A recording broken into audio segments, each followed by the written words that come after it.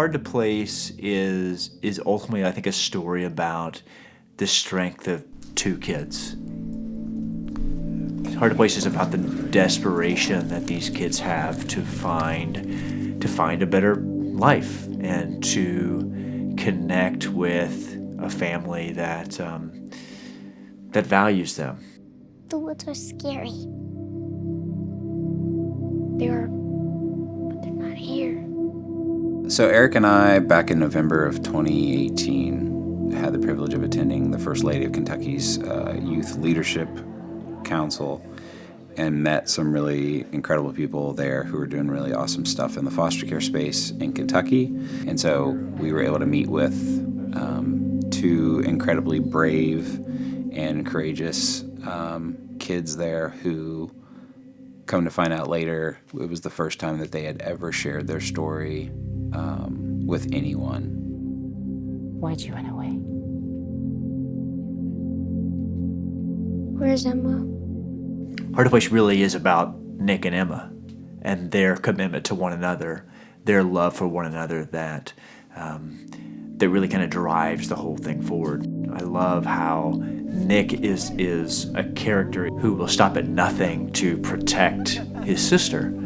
And then ultimately, it's his love for his sister that really becomes our example in how we are called to take care of vulnerable kids. I thought, wow, I can relate to this because I have a little sister and I do love her very much. I care about her a lot, and so does Nick. So I think we actually do connect. So it's easier to not think, what would Nick do, but also what would Sam do, because that fits. I did ask their moms, I said, would you guys be willing to have them FaceTime each other? And they were like, yeah, that's great. We can do that, no problem. 30 minutes after their first FaceTime had started, they texted me and they were like, we can't get them off the phone. They've been talking for over an hour.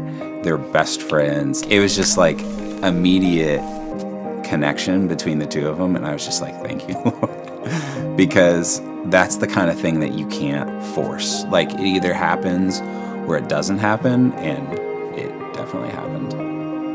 It's been an adventure working with him. It was so amazing. He's really funny, so yeah.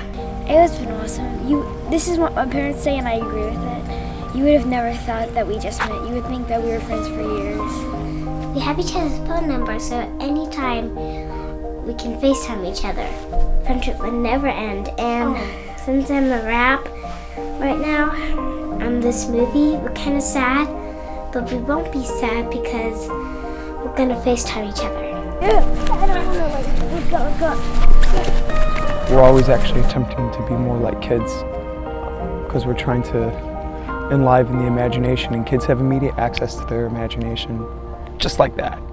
The vision from the beginning of this project was to open people's eyes to the fact that there are kids literally down the street from you who so desperately need adults to intervene and to step into their lives. What we're trying to say is, it's on you. You as the viewer, you've seen the need.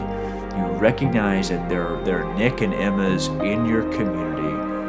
Will you pick up the phone? Will you answer the call and take these kids in to be that safe place for them that they desperately need?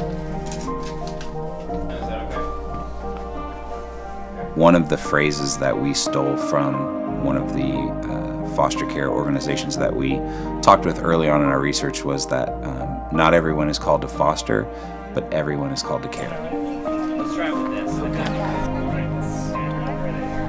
So if you can't take on the responsibility of fostering a child, which is obviously a huge responsibility, you could be one of the people that comes alongside a family that does that and does things like respite care, making them meals, mowing their lawn, right? There's tons of very practical, smaller type things that you can do to support someone taking on that really large, difficult task of fostering.